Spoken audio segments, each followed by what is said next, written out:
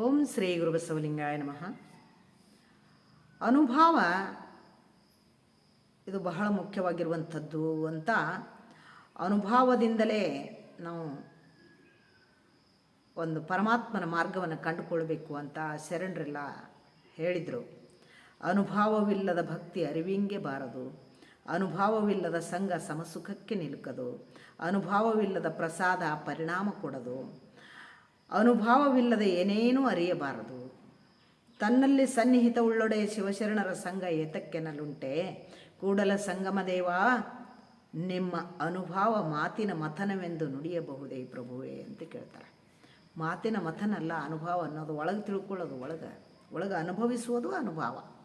ಅಂಥ ಅನುಭವದ ನೆಲೆಯಲ್ಲಿ ನಾವೆಲ್ಲ ಮಾಡಬೇಕು ಹೊರತಾಗಿ ಯಾಂತ್ರಿಕವಾಗಿ ಬುದ್ಧಿ ಚಕಮಕಿಯಿಂದ ಮಾಡೋದಲ್ಲ.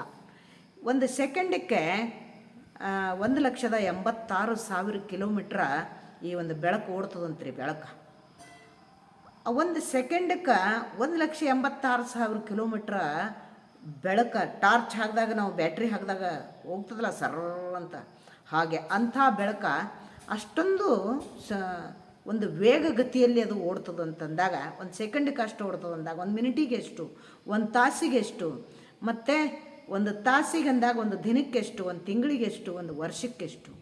ಒಂದು ವರ್ಷಕ್ಕೆ ಓಡುವಂಥ ಲೆಕ್ಕ ಮಾಡಿ ಪ್ರಕಾಶ ವರ್ಷ ಅಂತ ಕರೀತಾರೆ ಅದಕ್ಕೆ. ಅಂಥ ನಕ್ಷತ್ರಗಳು ನಮ್ಮ ಬ್ರಹ್ಮಾಂಡದಲ್ಲಿ ವರ್ಷಾನುಗಟ್ಟಲೆ ಅದರ ಬೆಳಕು ಬರ್ತಾಯಿದೆ, ಅಷ್ಟು ವೇಗದಾಗ ಬೆಳಕು ಬರ್ತಾಯಿದೆ. ಇನ್ನೂ ಭೂಮಿಗೆ ಬಿದ್ದಿಲ್ಲ, ಭೂಮಿಗೆ ಮುಟ್ಟಿಲ್ಲ. ಎಷ್ಟೋ ನಕ್ಷತ್ರಗಳು ಅವು ಭೂಮಿಗೆ ಬೆಳಕು ಮುಟ್ಟಿದ್ದು ನಮಗೆ ಮಿಂಚ್ತವ, ಇನ್ನೂ ಭೂಮಿಗೆ ಬೆಳಕು ಮುಟ್ಟದೇ ಇರುವಂಥವು ಎಷ್ಟೋ ಈ ಬ್ರಹ್ಮಾಂಡದೊಳಗೆ ಅದಾವ. ಅಂಥ ನಮ್ಮ ಎಣಿಕೆಗೆ ಬುದ್ಧಿಗೆ ನಿಲುಕದಂಥ ಈ ಒಂದು ಬ್ರಹ್ಮಾಂಡ ಅದು ಅನುಭವದಲ್ಲಿ ಹಿಡಿದಿಡಬಹುದು, ಹೃದಯದಿಂದ ಅದನ್ನು ಭಾವಿಸಬಹುದು ಅಂತ ಶರಣರು ಹೇಳಿದರು. ಅದಕ್ಕೆ ನಮ್ಮ ಬುದ್ಧಿಶಕ್ತಿಯಿಂದ ದೇವರನ್ನು ಅರಿಲಿಕ್ಕೆ ಸಾಧ್ಯ ಇಲ್ಲ. ಯಾಕಂತಂದ್ರೆ ನಮ್ಮ ಬುದ್ಧಿ ಸೀಮಿತ. ಇದು ಈ ಒಂದು ಬುದ್ಧಿಯ ವ್ಯಾಪ್ತಿಗೆ ದೇವರು ಸಿಕ್ಕ ಅಂದರೆ ಅವ ಭಾಳ ಸಣ್ಣವ ಇರಬೇಕಾಗ್ತದೆ. ಅವ ಅಷ್ಟು ಸಣ್ಣವಲ್ಲ. ಅದಕ್ಕೆ ಬುದ್ಧಿ ವ್ಯಾಪ್ತಿಗೆ ಅವನು ಸಿಗೋದಿಲ್ಲ, ಅವನ ಭಾವಕ್ಕೆ ಸಿಗ್ತಾನೆ. ಭಕ್ತಿ ಅದಕ್ಕಂತಲೇ ದೊಡ್ಡದಂತ ಕರೆದ್ರು, ಆ ಭಕ್ತಿಗೆ ಸಿಗ್ತಾನೆ.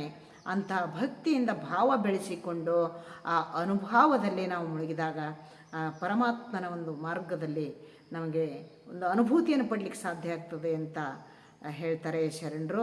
ಅಂಥ ಅನುಭವವನ್ನು ನಾವೆಲ್ಲ ಪಡೆದುಕೊಳ್ಳುವ ನಿಟ್ಟಿನಲ್ಲಿ ನಾವೆಲ್ಲ ಸಾಗಬೇಕು ಅಂತ ಹೇಳ್ತಾ, ಕೇಳಿದ್ದಕ್ಕೆ ಧನ್ಯವಾದಗಳು. ಶರಣಾರ್ಥಿ.